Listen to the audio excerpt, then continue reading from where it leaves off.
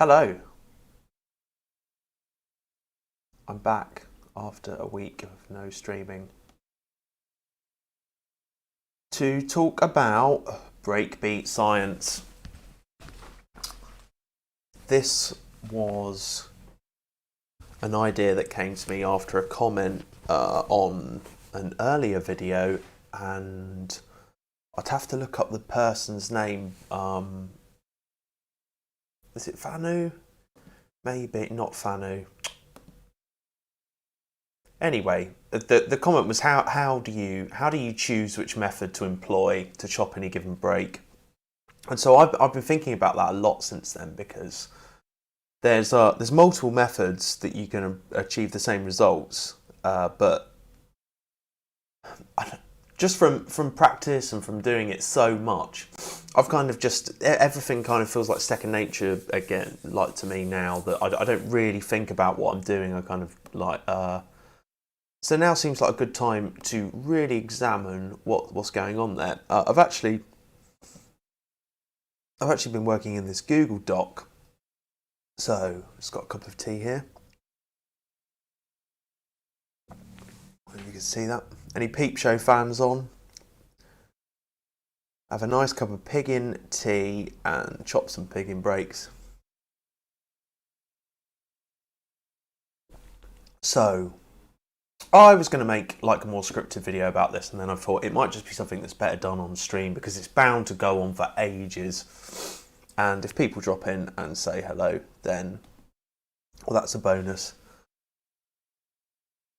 So yeah, I have this Google Doc.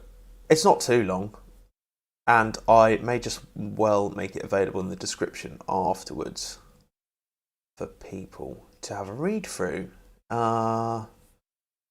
So yeah, these are my notes on what I might make, how I might make the video. So I'll just start from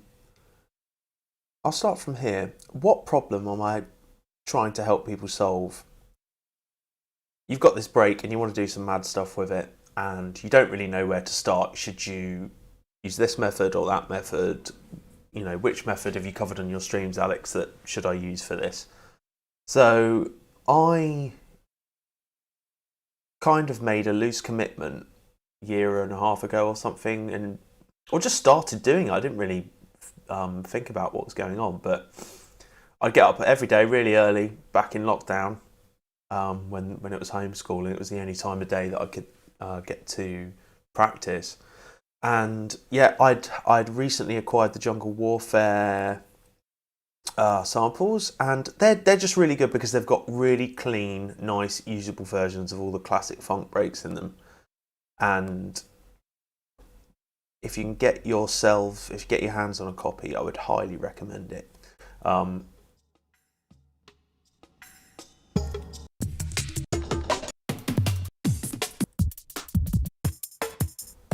Just got a ton of breaks, so I literally just worked my way through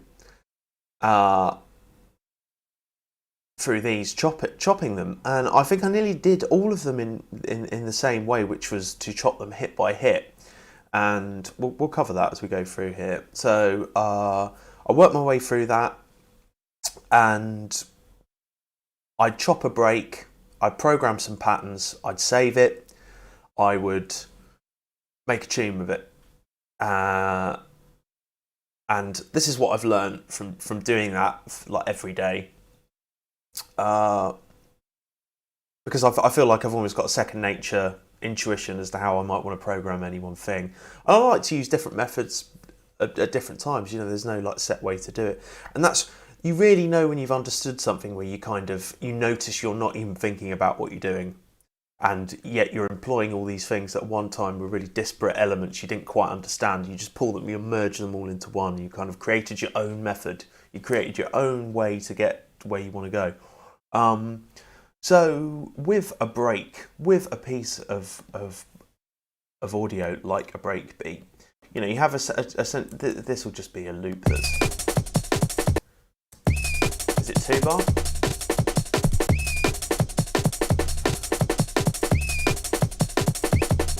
Quick mode, I like to have repitch on.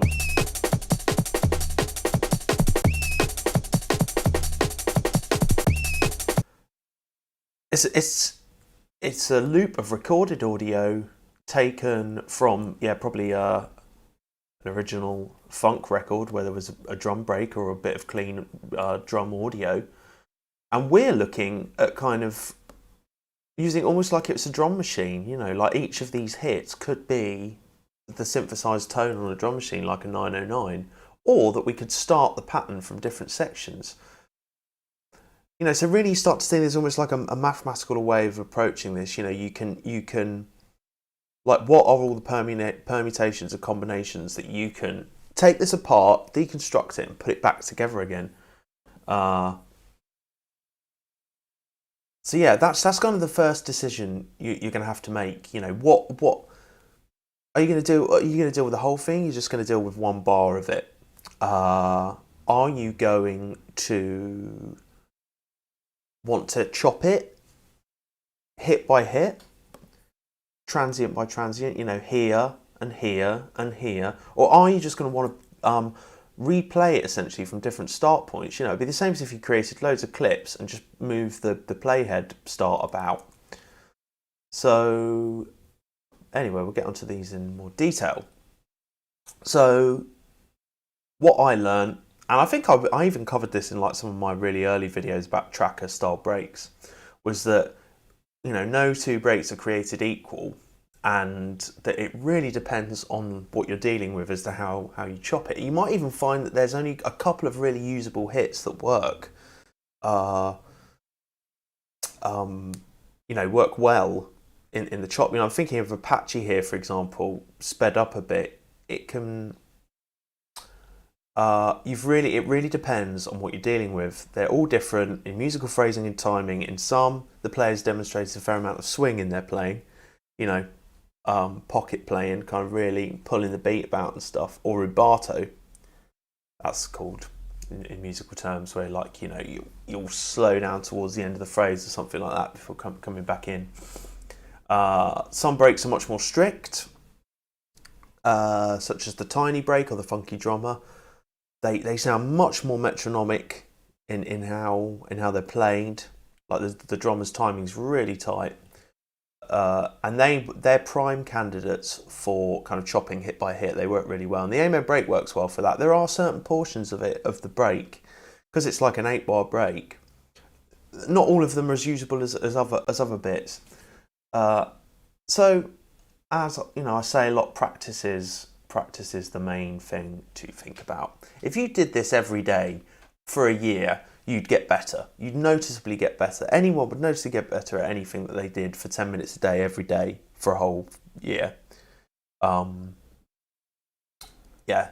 So I guess it comes from my background of being a guitar player and having music lessons and learning all that stuff and learning theory and doing exams and having a practice routine that I stuck to, or just playing. You know,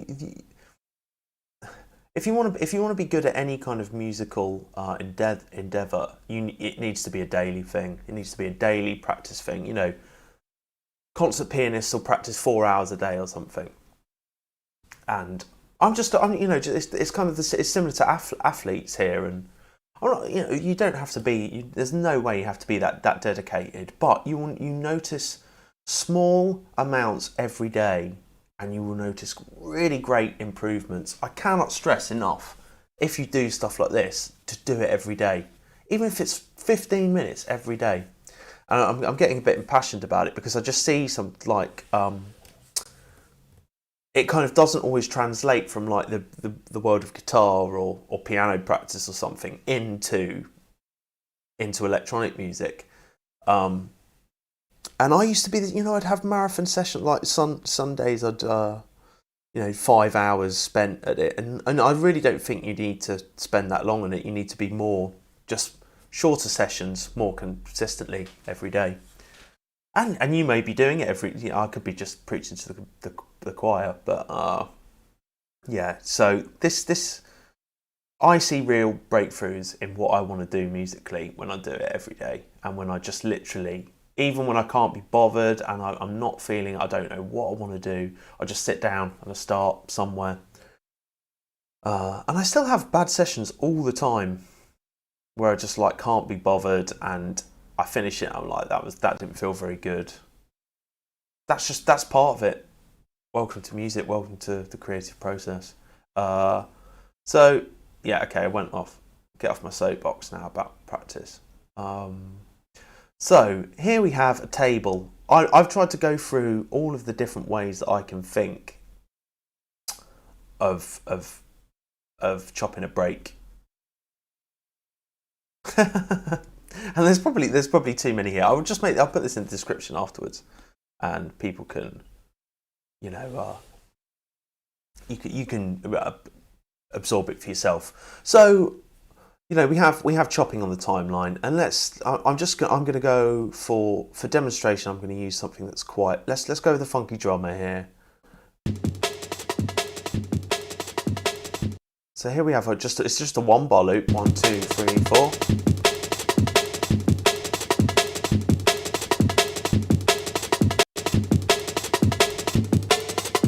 Crop it and set it to. I'm going to pull this over to the timeline. Now this I know a lot of people like kind of prefer to work in the timeline, but it's just not my bag. Feels like you're making music with your eyes sometimes rather than your ears. And here we can get little segments of it, little slivers of it, and duplicate them. Keyboard shortcuts are really useful here. Know your shortcuts. Know your shortcuts, people. No, I've done that wrong. There we go.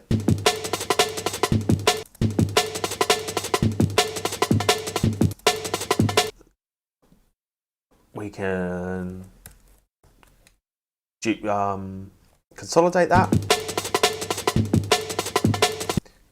Command D splits the clip up.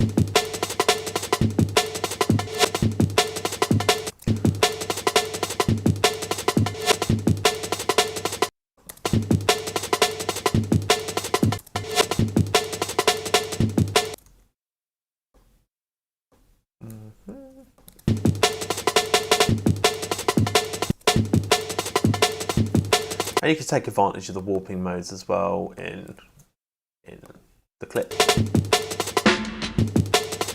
And there we go. That's kind of how everyone knows that. And I tend nowadays to use that once I've programmed all my stuff in MIDI clips, and I will still manipulate things on the timeline once I've got I'm really vibing off the arrangement. I really just want to dig in some of those micro edits. All that stuff comes towards the end.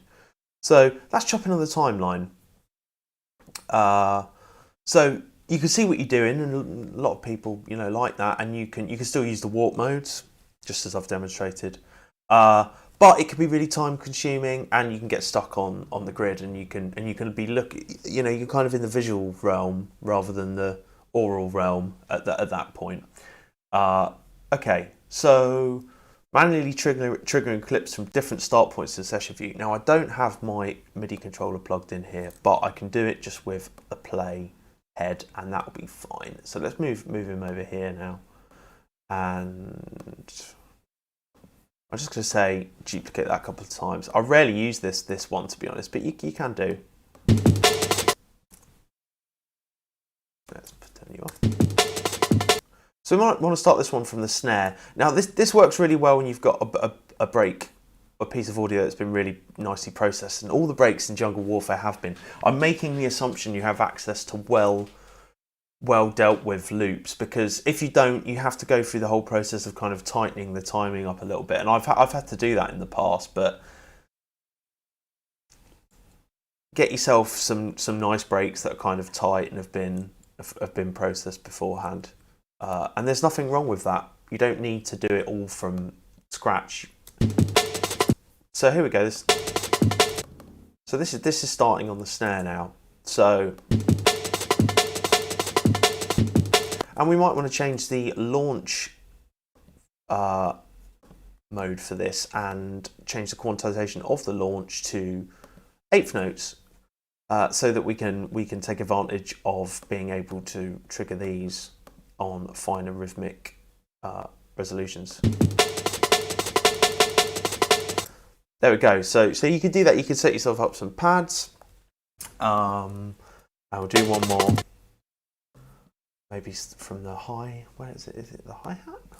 Really should have plugged.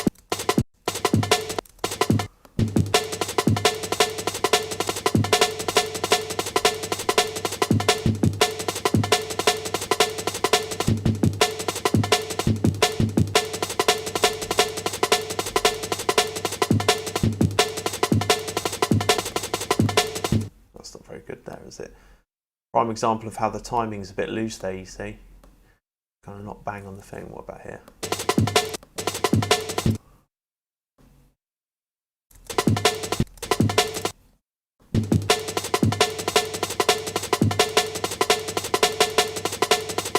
Okay, and you can do the same thing where you can repitch things down or adjust the warping mode.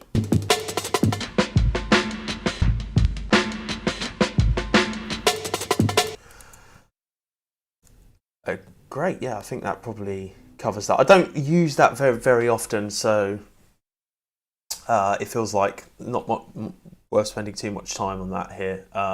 So an element of playability. You can take advantage of warping and reversing just like you can on the timeline. It's easy to save as presets in My Presets. Now that is true, you can just drag that into your presets, My Presets onto user library, and you can create your own little preset things, which are just really handy.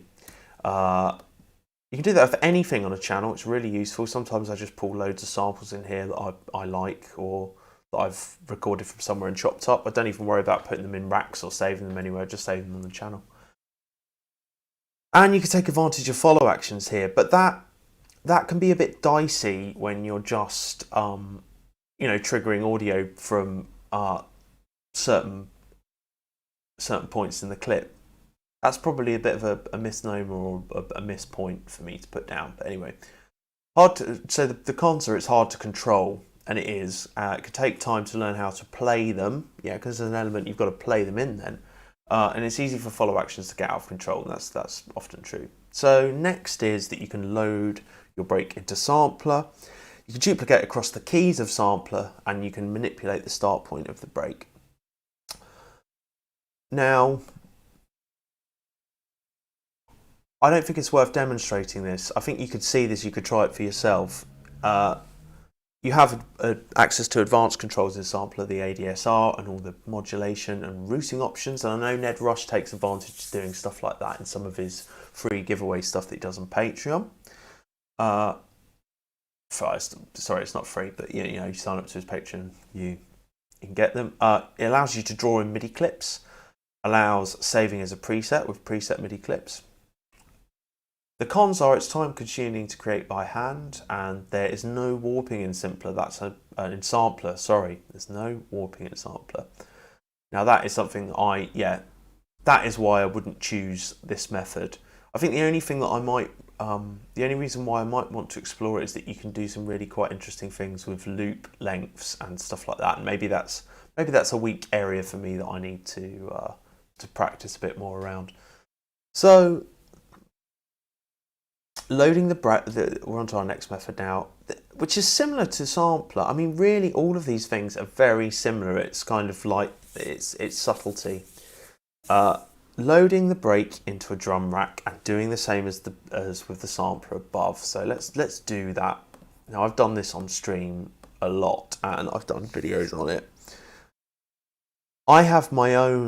I've created my own drum rack preset here, which you can do by adding these. I've added a simpler in here. I've mapped the transpose to one of the macros. I've also mapped the release and the volume, and I have loop off, I have snap off. Voice is on 1, retrigger left on. Everything else default. Once you created that, save as default preset.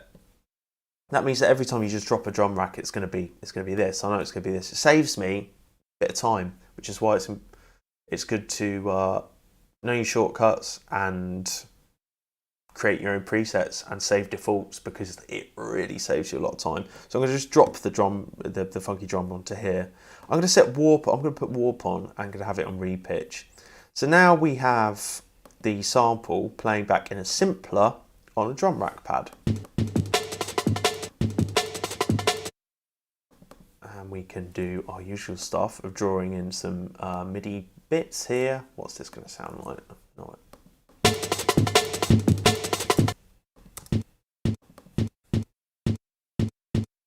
This is where release comes into play.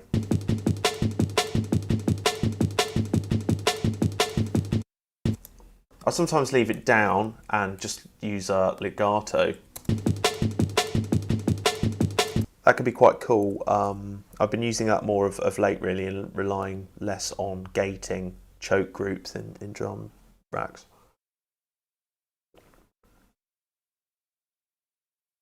Okay. And then you can duplicate that. Maybe we could name that kick. We could name this snare, and we can start this on the snare. So I'm literally just pulling it over. Now everything's been copied across from the previous pad.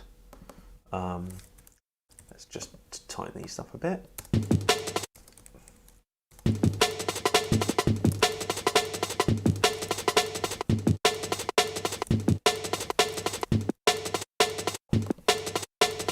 Taking advantage of the fact that I can shorten the MIDI note here, and it will reduce the length of the sample, and it can give some really nice staccato results.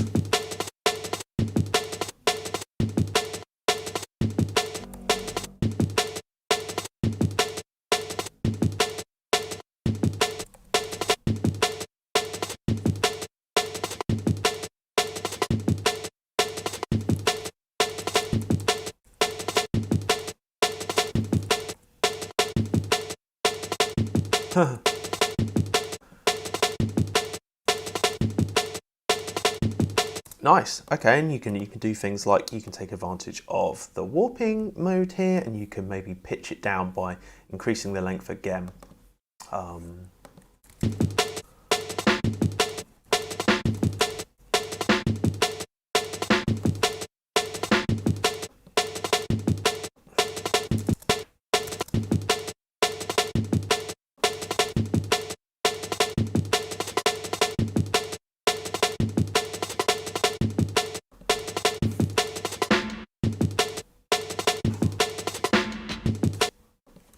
Pitch down, sorry, not beats. Okay, and you can do lots more stuff like that. You can maybe time stretch it as well with texture mode, pulling the, yeah, that's pretty cool.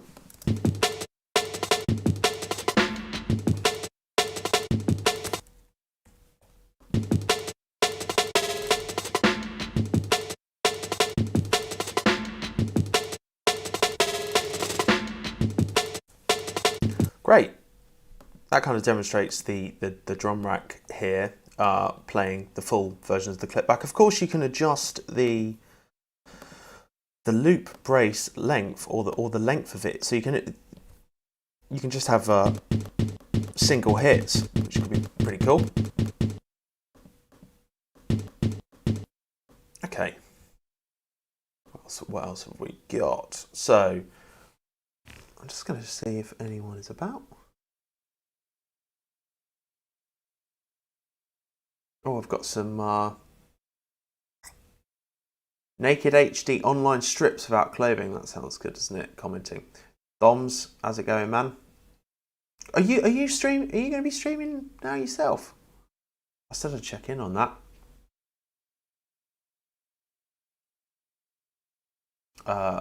Yeah, great. Okay, so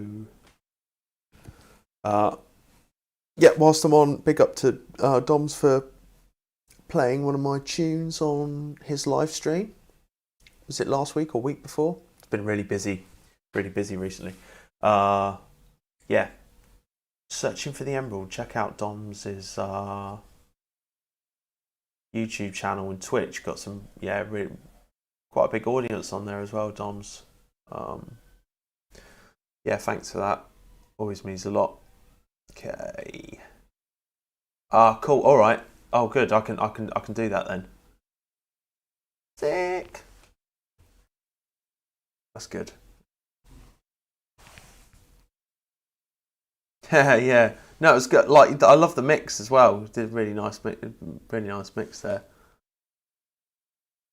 Yeah, it's great, man. You're well talented. It sounded really good as well. What what have you just got like you ain't got any compressors or anything running through things? It just sounded like the audio quality was excellent.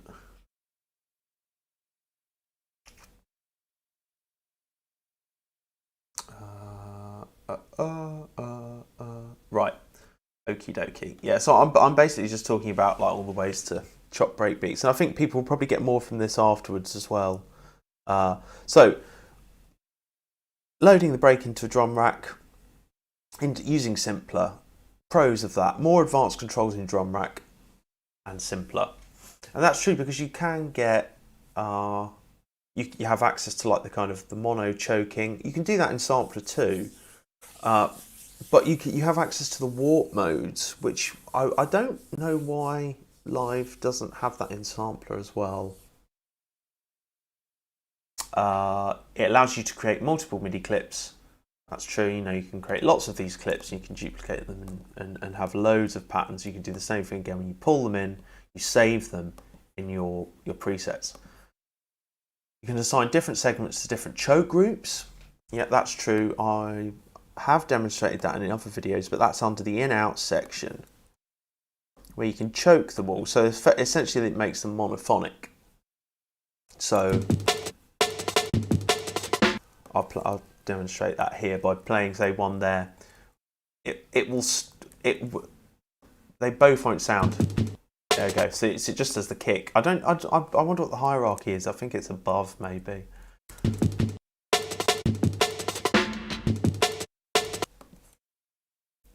So it can be good if you're if you want to stop things at a certain moment, like and you could just the kick comes in here, stops that, chokes it essentially, and they use it on hi-hats and stuff in drum machine racks and stuff. Drum racks. Okay. You can take quick advantage of warp modes such as repitch and texture, as I demonstrated, and you can take advantage of in-out features of drum rack, including sends and returns and all that business, which you can set up here. And you can drop effects in here, and you can actually just create. You can send those to individual sends, return tracks. Really powerful.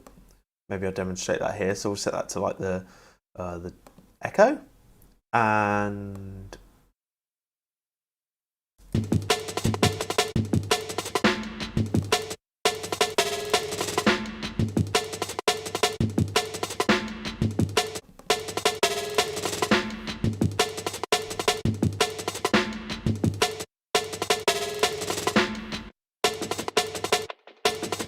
okay, you can hear the kick going now to the echo.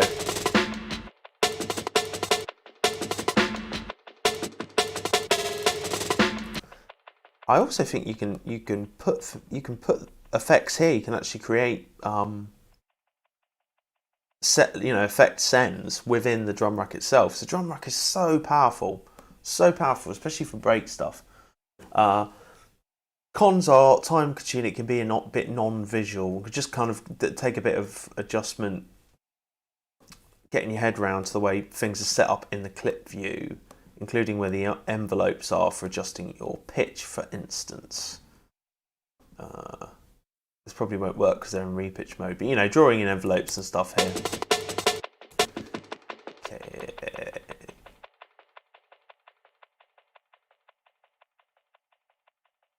Okay.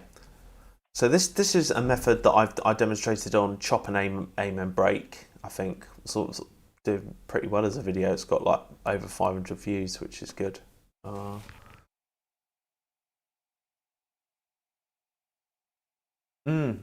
UAD stuff's good though.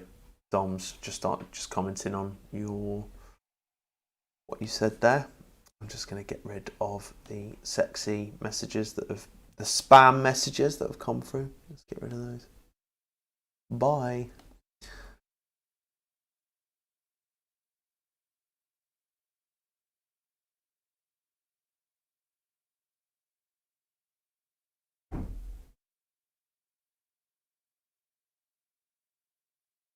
Okay, cool. All right.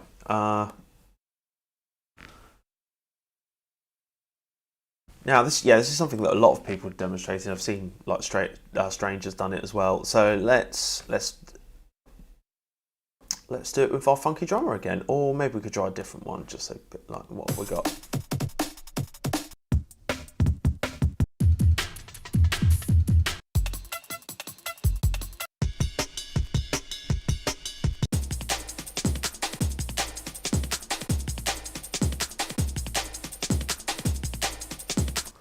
Now that could work.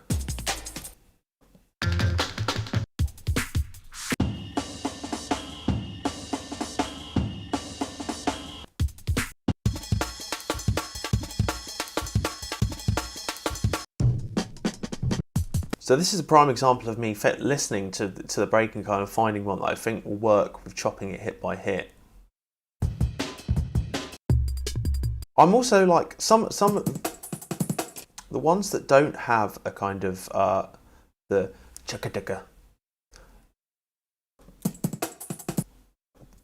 The ones that don't have that, it's on the funky drummer here.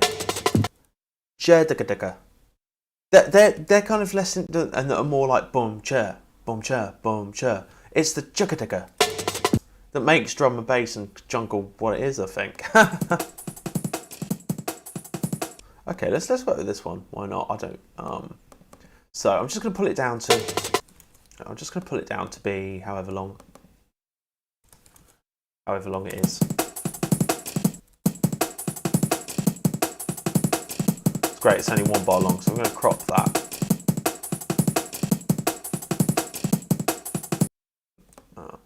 And I am now going to slice to a. Let's just see what the transient's like. I think everything's okay in here. Just got this one at the end.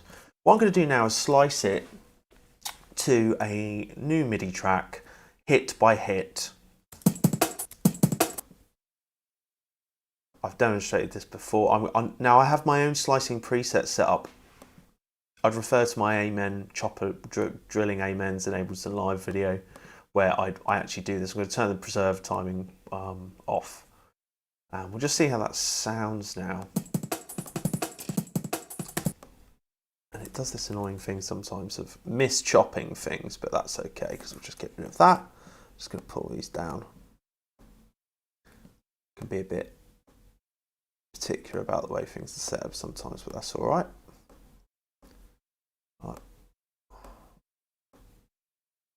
All right.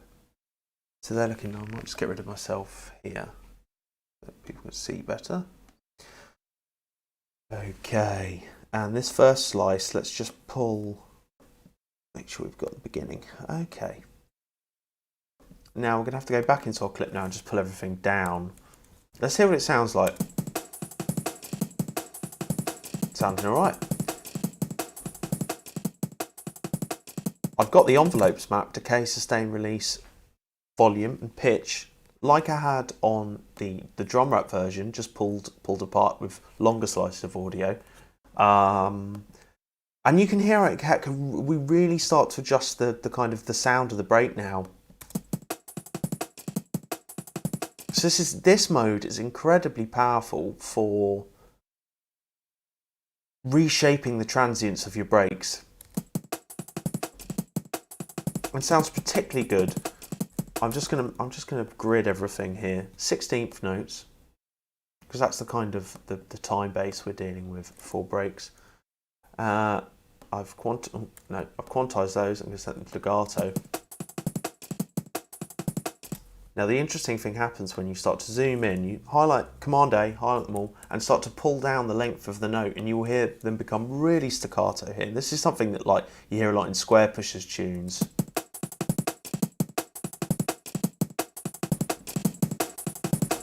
Bit more.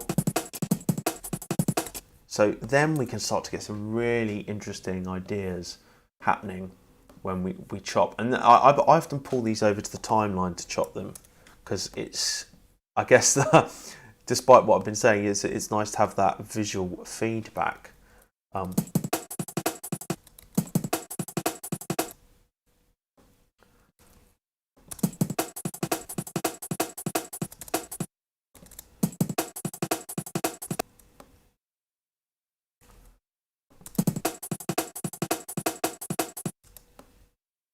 Cool.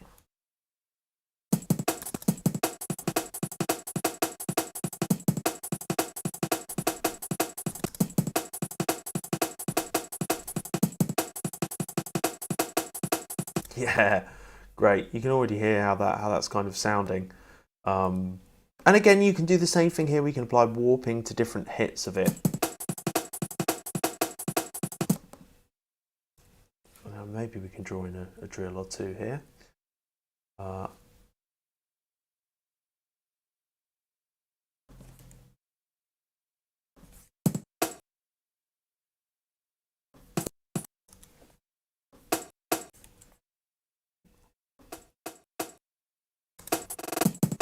Yeah. I like to get really granular sometimes and like pull out the MIDI clip a bit more towards the end, so it's almost like the notes are being more sustained.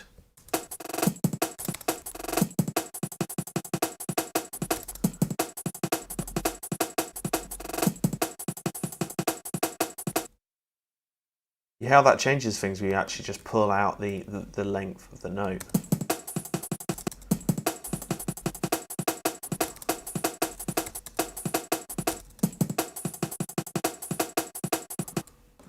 And then I will often Command J, pull that back over. I'll rename that something like master, and I will just get rid of that, turn loop on, and let's pull one. I'm just going to take the master across. Actually, we're going to make another break.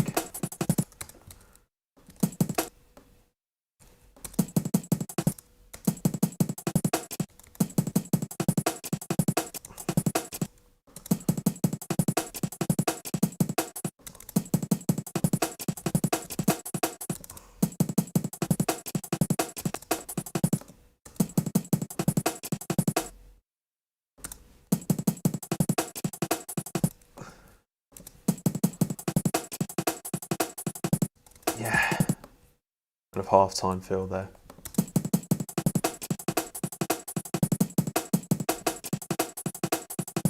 Great, okay. I'll Command J that. I'll pull that over here, and you would have seen me doing this with follow actions. I'll go in, check they're both set to loop, follow actions on, and legato mode on, and other for our option here, and I'm going to make this happen maybe every one beat. So you can see how they're switching between the clips here. So the more clips you generate and take advantage of this, you know, you can just you can come up with just infinite loops really, because it will never kind of do the same thing again or twice.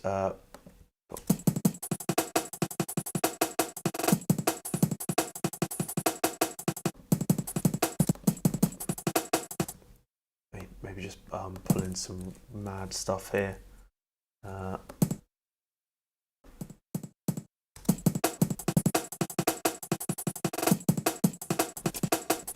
if we set it to free.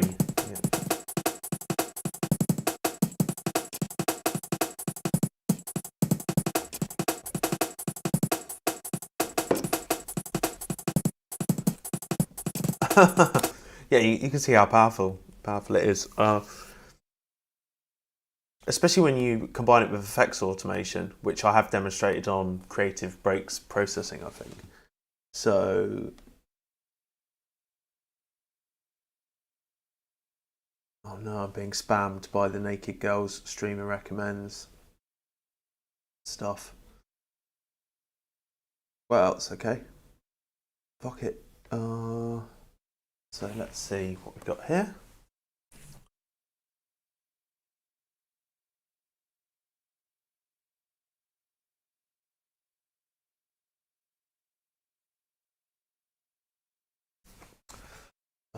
Okay, what can I do? Can I find this user? Yeah, okay, see if that works.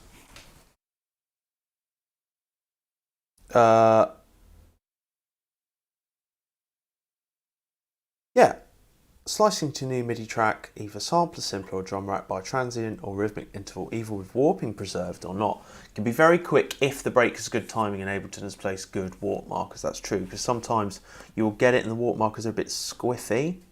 And it can sometimes be, this is a very pingy sounding break. I mean, there's a good example. You see that's kind of pulled in the sound here. So you might sometimes need to have to go through and just tidy them up a bit and pull them round.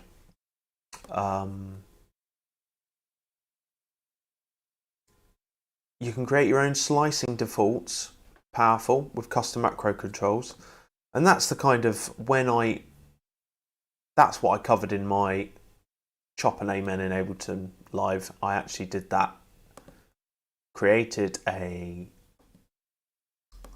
new slicing preset, and you can do that by just pulling the device onto, if you go into user library, defaults, is it slicing? Yep, slicing. And then you just pull it in there and it would create a new default, and however you named it and set things up, you could just pull it in there. So that could be really powerful. The potential of that. You can create extremely staccato sequences, yeah, and that is kind of what I've demonstrated here, you know, make it even more staccato.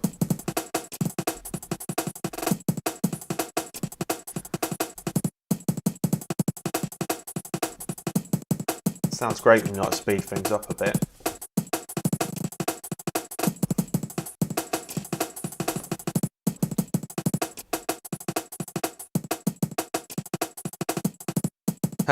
Yeah, ban them then. I think I managed to do that. I think I've hidden them. Remove. Put user in timeout. Yeah, man. Okay.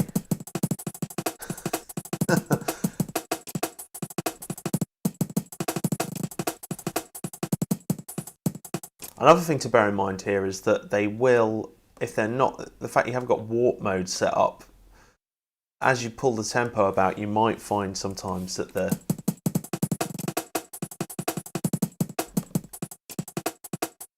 it affects the timing of the break. Anyway, so yeah, warping is applied per hit, can limit phrasing. Now, I've also, in my quest for breakbeat science perfection, I have tried a lot of Max for Live devices like Nedit, and there was Buffer Slicer, I think it was called. I also use Mono Sequencer, which is a live device, and I might well dig that out again, but I really like what I can achieve now with just the drum rack method. That method.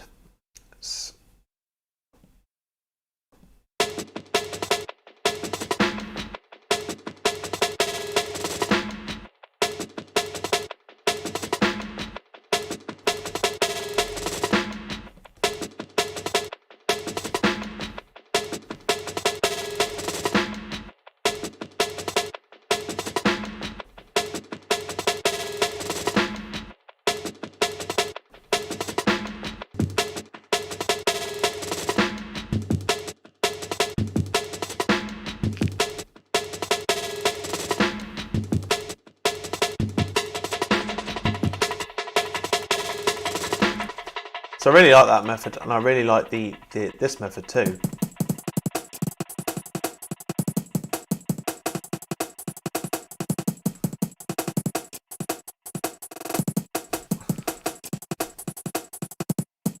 And that works really well with the Amen break as well.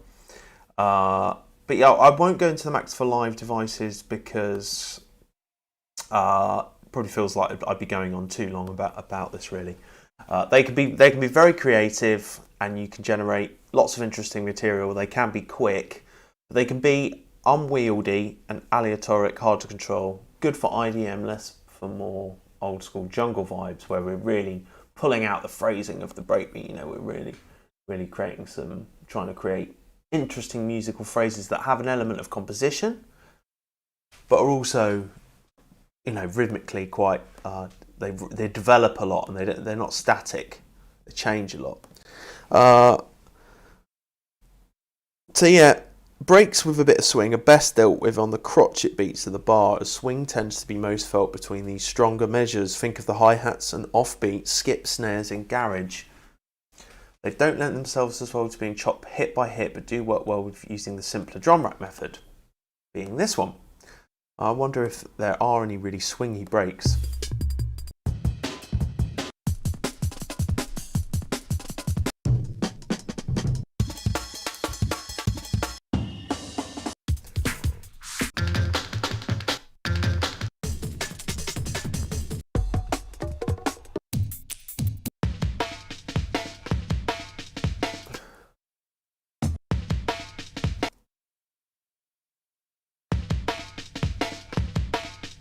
Now it sounds like that snare's got a bit of swing.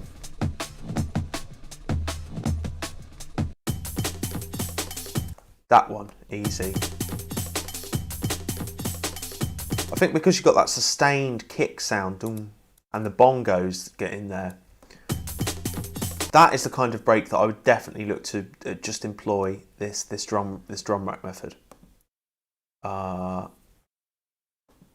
Sounds like it's got a bit of... Same with the Apache.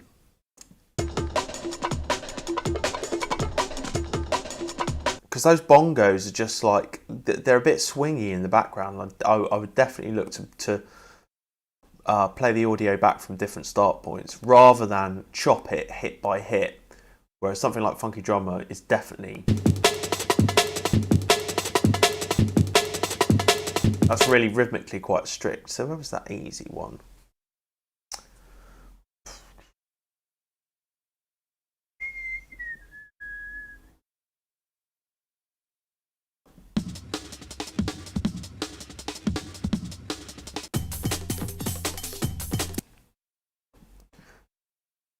Let's pull in the drum rack. Let's demonstrate that. Easy. Oh, no.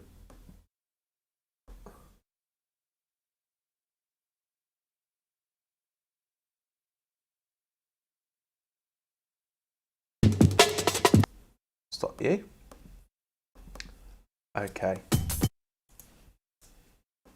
You can hear it on like the, you know, the section here. Let's warp that to... I'm just going to copy one across. We'll call this kick or whatever it is.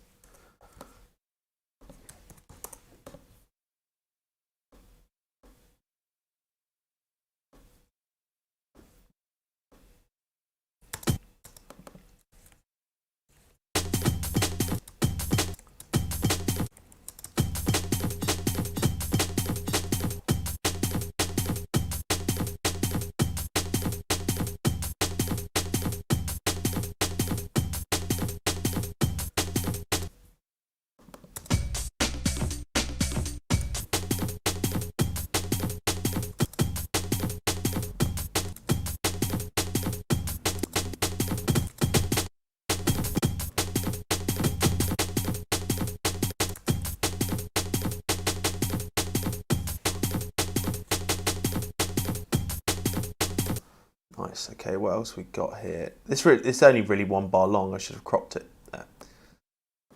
How about here?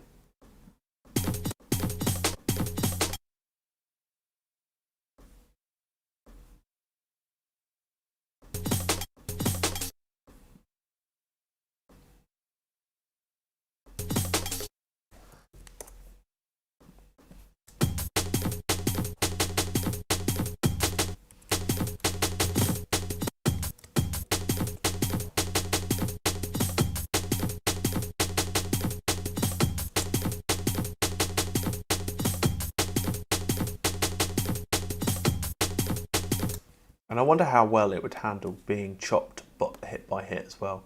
Let's go here. Let's pull it down.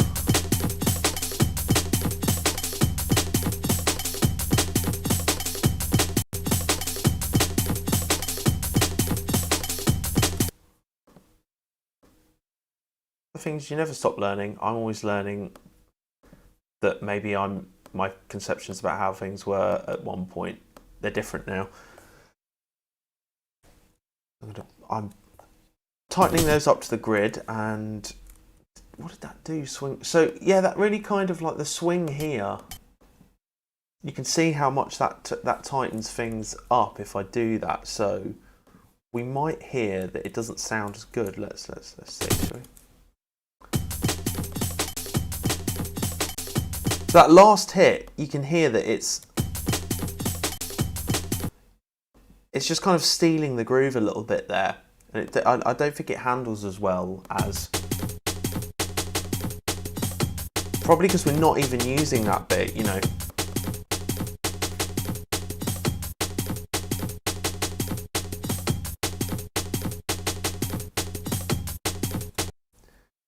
I might even bring that up here, change this to beats so I can take advantage of the pitch. Beats. Let's do a little drill here.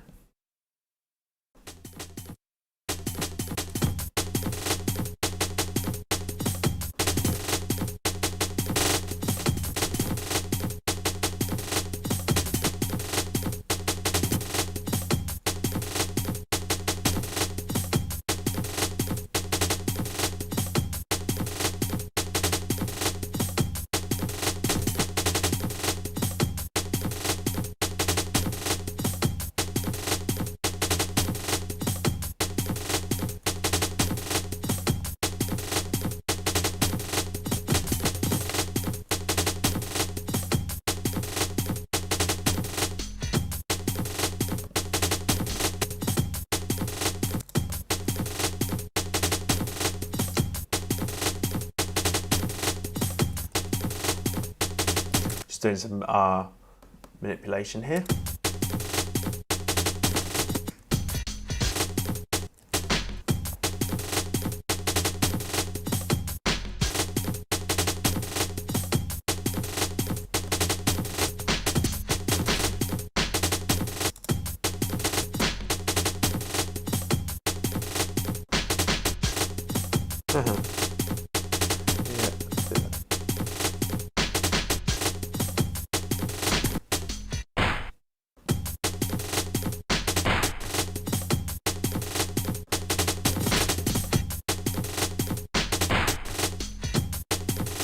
Yeah, there we go. So how are we doing there?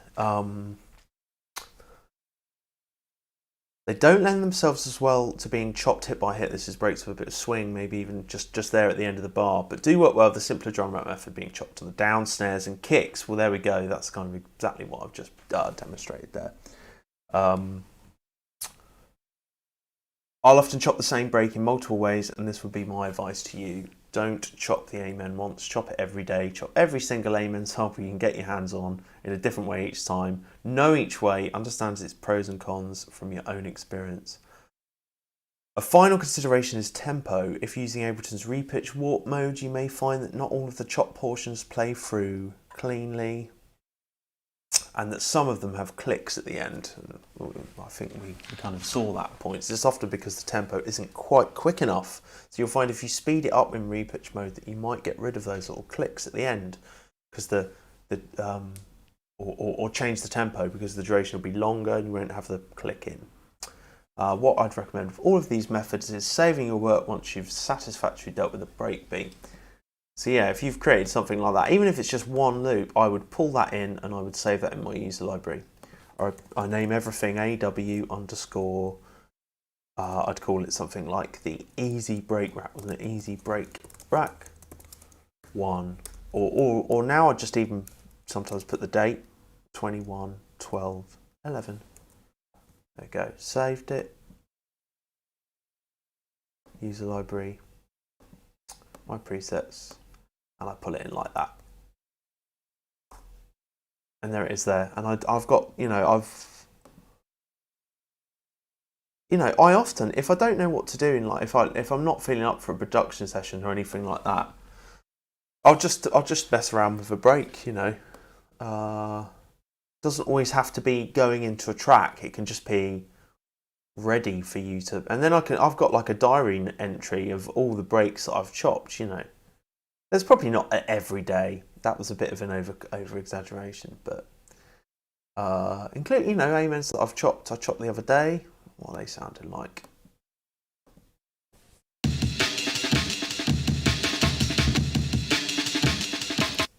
So these are ones with like flanging. I was trying to get a particular flanging effect.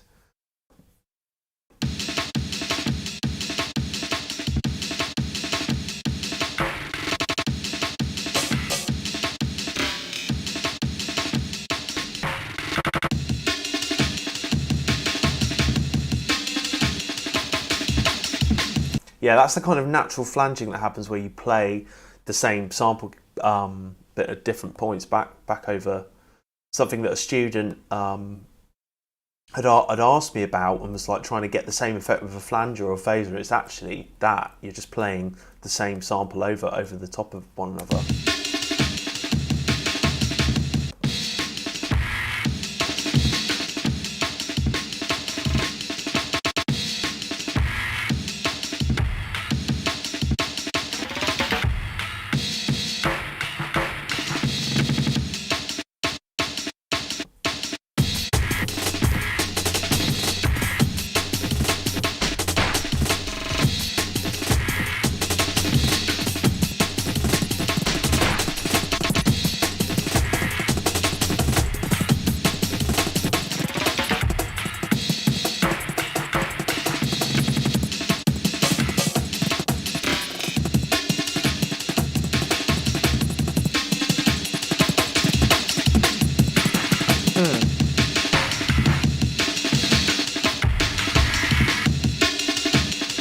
Yeah, that's quite interesting, that method.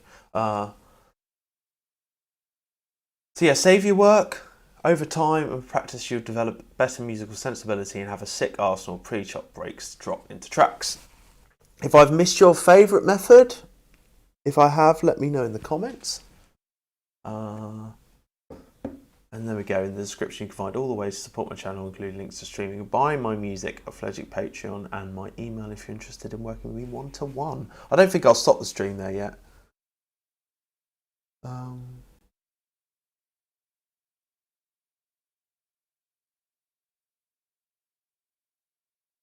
Ban the bots.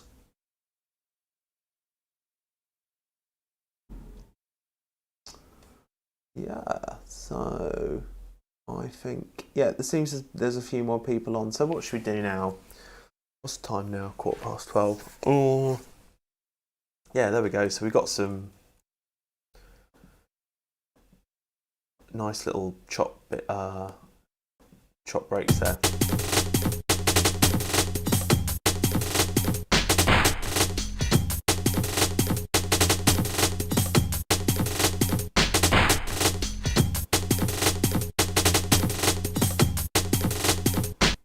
Why don't we just bring it all together and see?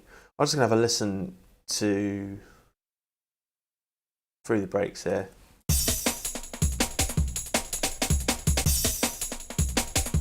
That's nice.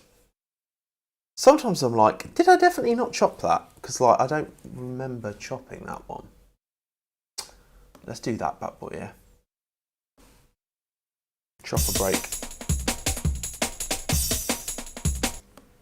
Where are we going to put him? Let's put him here. Introduce 162. Introduce respect. Okay.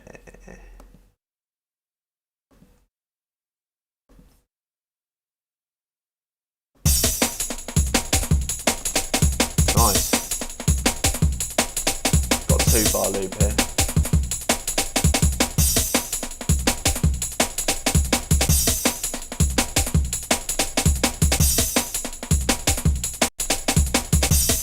Yeah, so immediately I'm thinking I want to do my drum rack method here.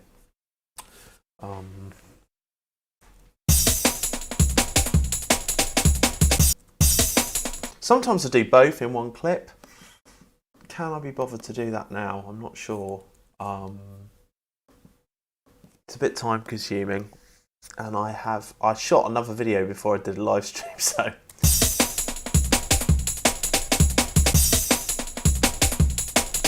I've got a nice little garage feel to that. I might sound a bit better.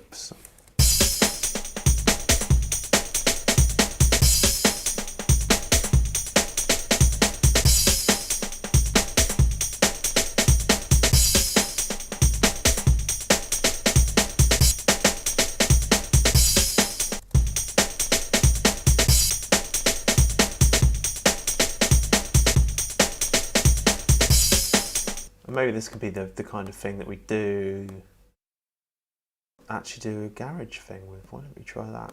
Observe warp timing. What's that going to... No, I do want to do that actually. I am going to preserve the timing.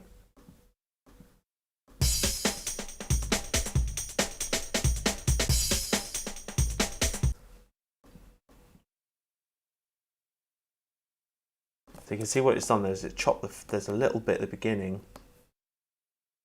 I think it's this, if I get rid of that, we'll have to do it. You got preserve warp timing on. Let's have a listen.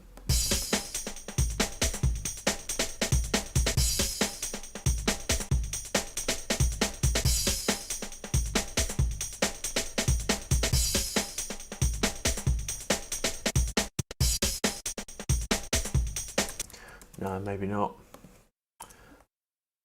Let's go back up.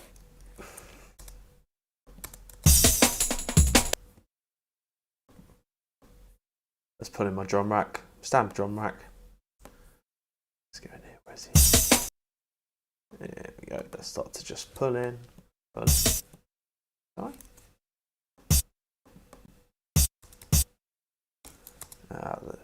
Gonna call this like a choke. Sometimes call them a choke if they've got like a hi-hat. Oh, not kick. Snare.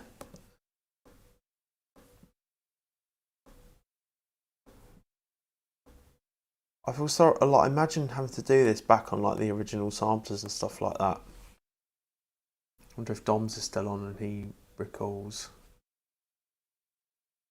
I don't know if you ever.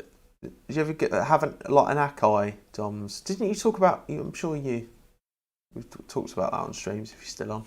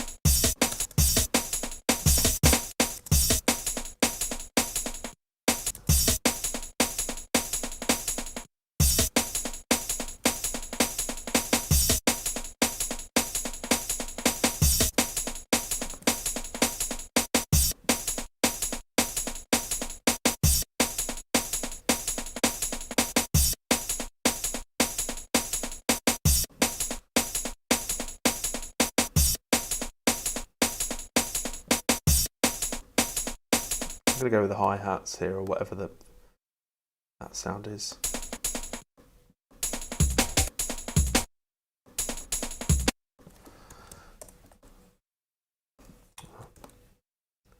What else we got?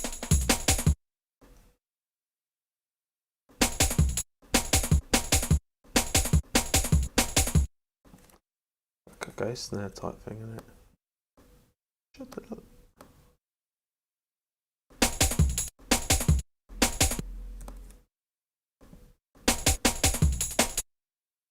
Get that kick there, that's a bit more.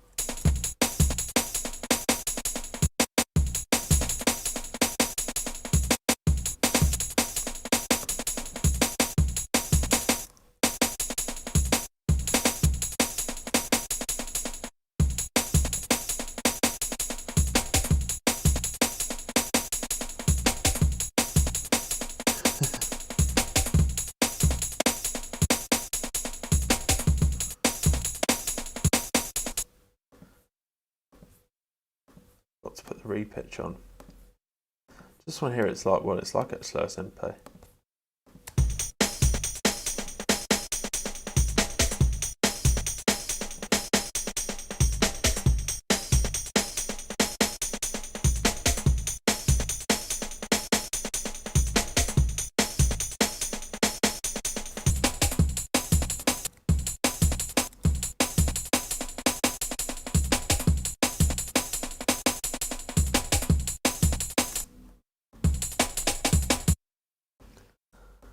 We got this more of the snares.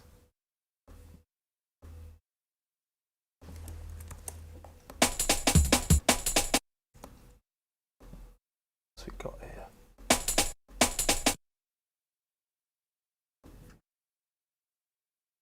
Just go there. I feel like going from maybe, what was this? No, from the little ghosties here. Is that what? Yes.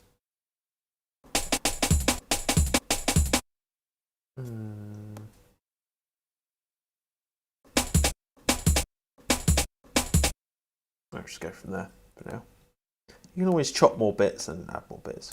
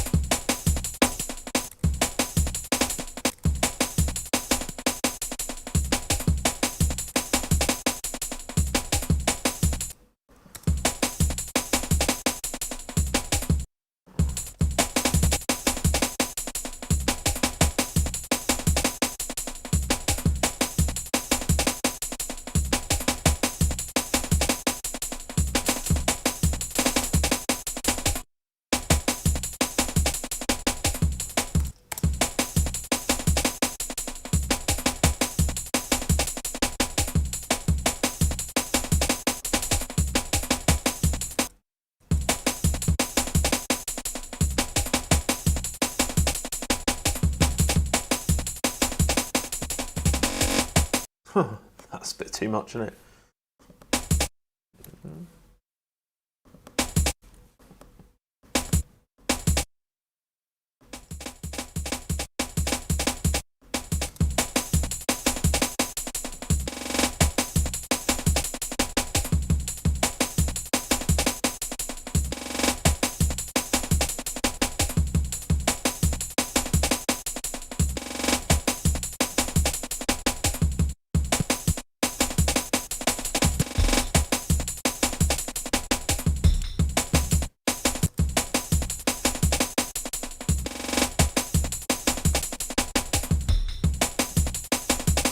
Pulling in some different warp modes now. Let's duplicate that again.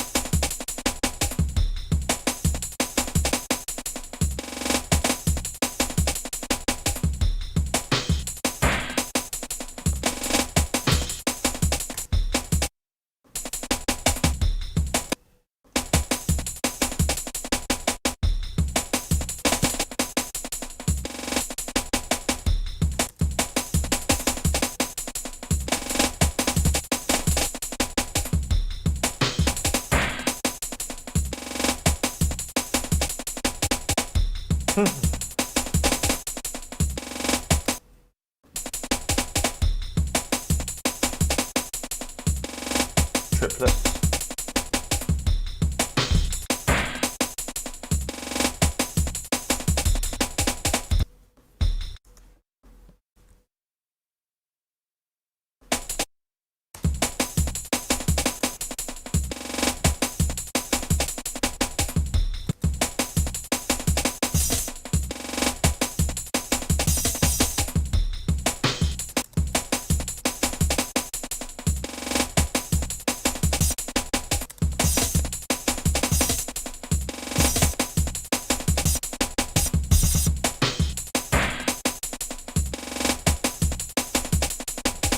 Let's do some more, shall we?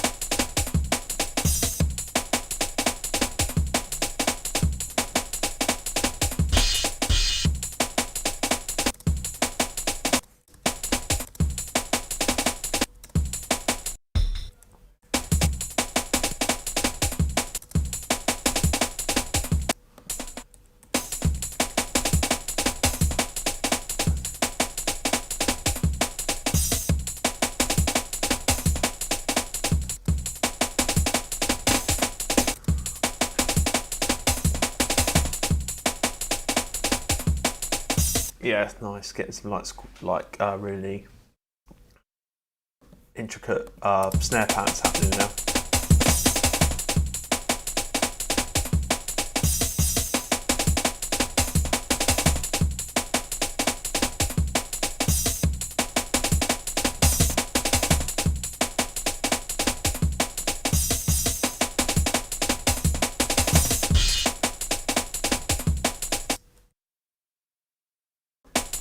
Oh, yeah.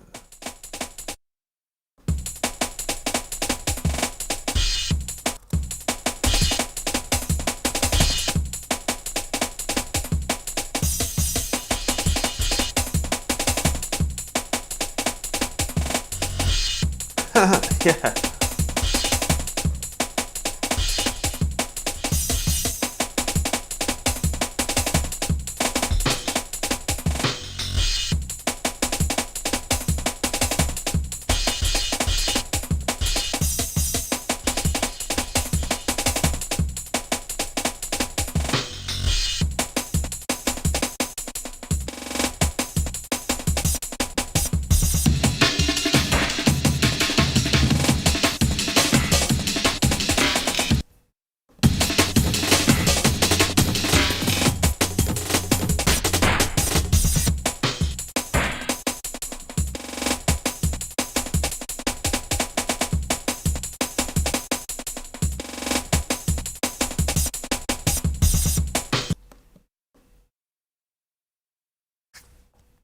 Get bass line going.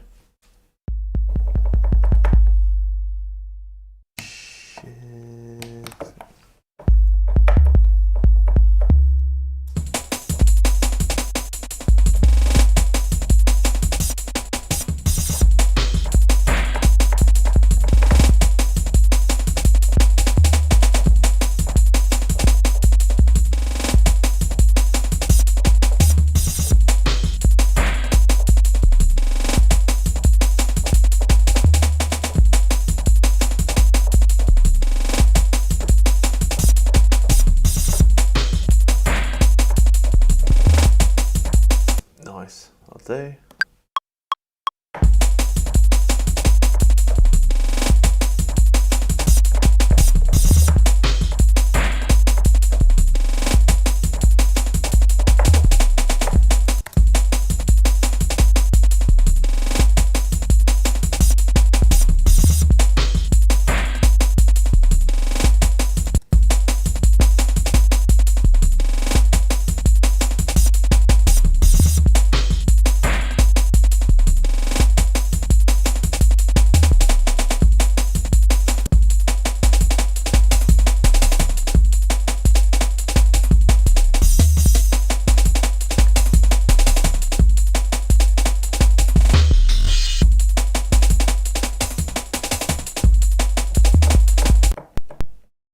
Whoa. Wait a minute.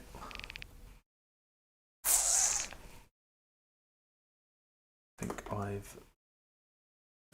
Typical, eh? Let's just put this back. Where's the...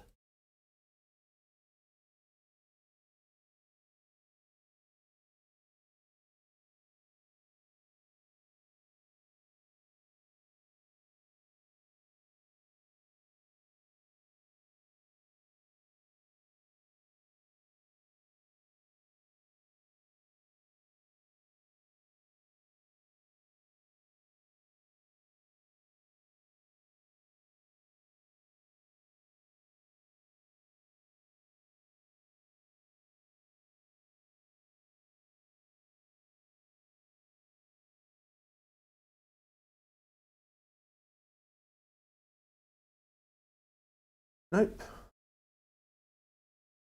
I can see it on here. Why can't we see it on that? Let's try this. Sorry, Pete.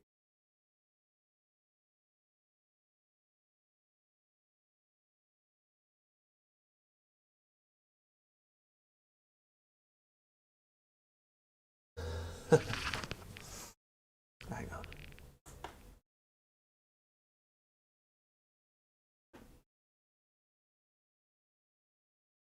Well, I seem to have lost. We've lost. What on earth's going on here? Check the cables.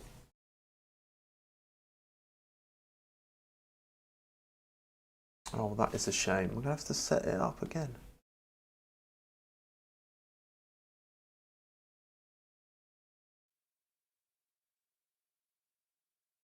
Oh, yay, there we are. Back on. Hopefully got sound still.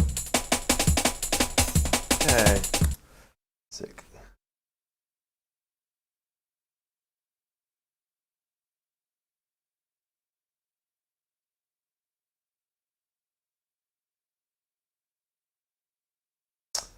Okay, just checking the comments. What's this?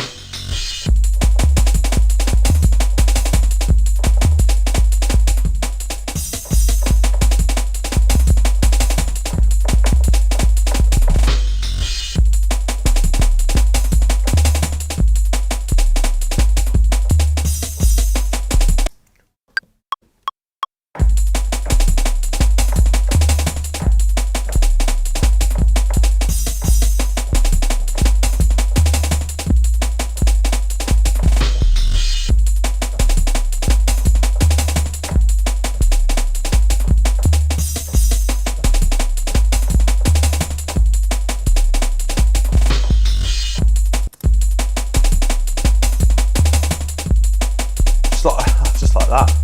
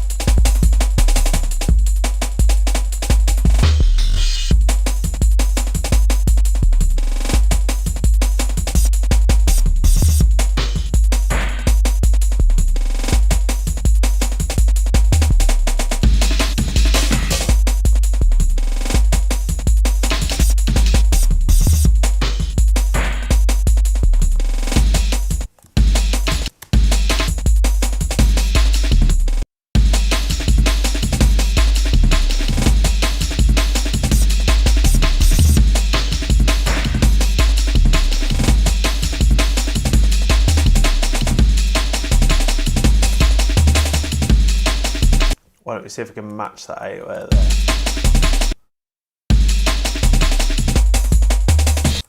Doom, doom, doom. I love bass lines like that.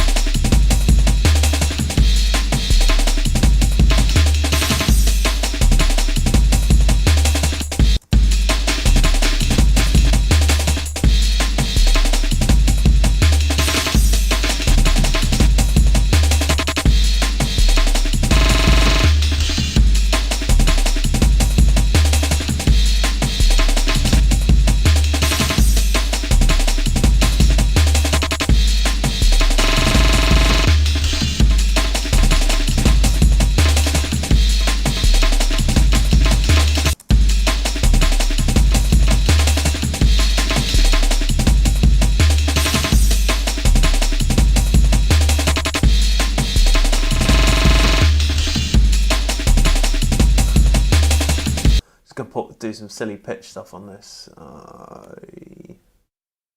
They're 8. Yeah. Oh.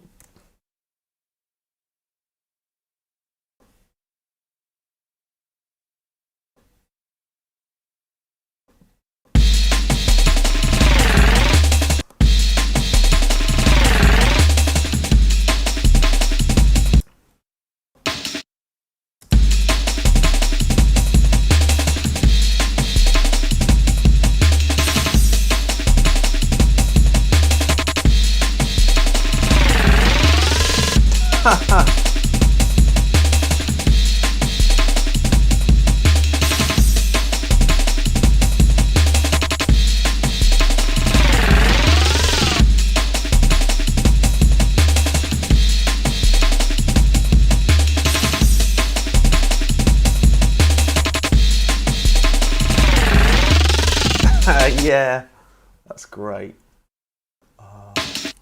Really like that.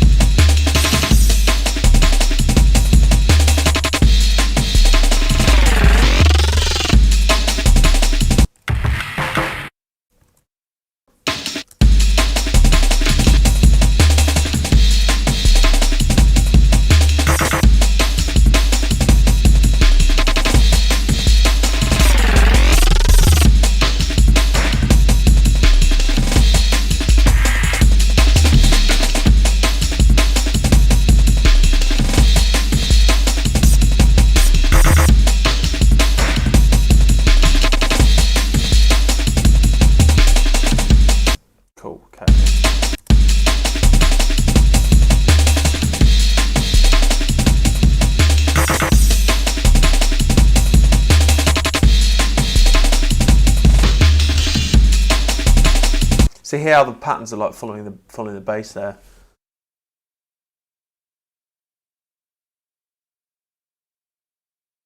Bass boomer Chad Bear. That's the longest name to read out. Bass boomer Chad Bear. Thanks for the comment, man. Yeah, thanks very much.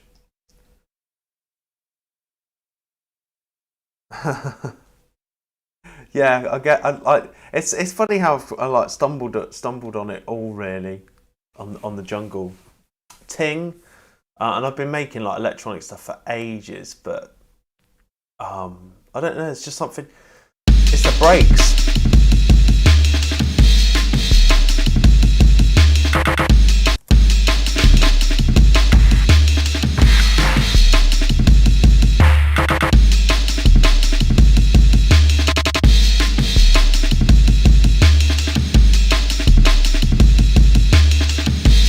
Just something about the, but like I came up from playing guitar, like, you know, heavy metal stuff, and I think it's like the intricacy that really draws me to it of the drums.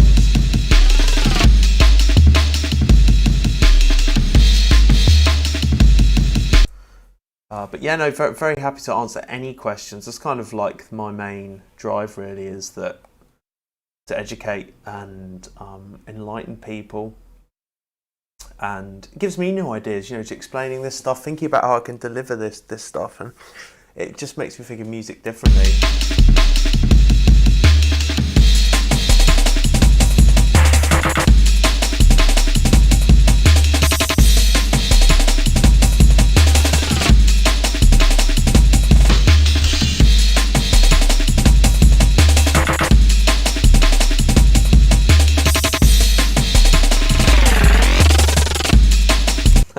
Silly little things like that.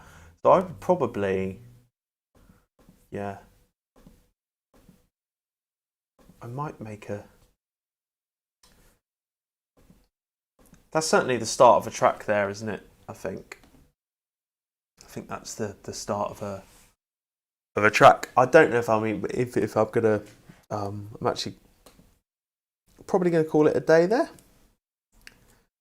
because my creative energy is running low now, and I feel like, yeah, probably at its peak. But that you know, that is breakbeat science, really. And if you watch this back after the fact, you made it all the way through to the end. Hopefully I've demonstrated the way that I go about thinking about handling a piece of audio. You know.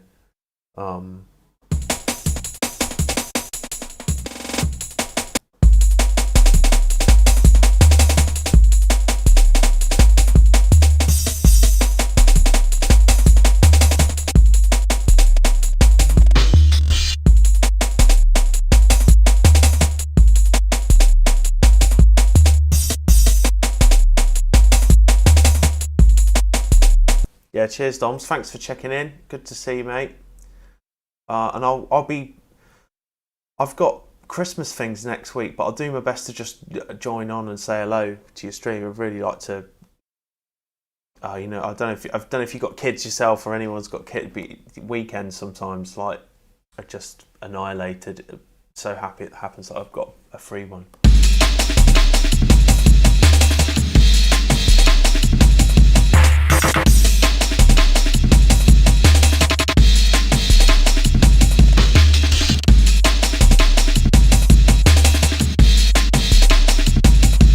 I really love that choppiness.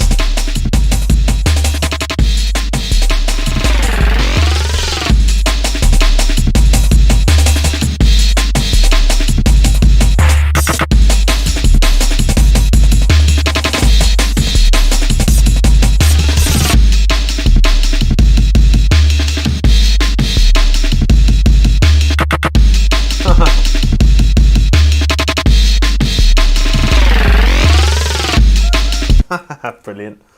All right, yeah. Thanks for checking in, Doms.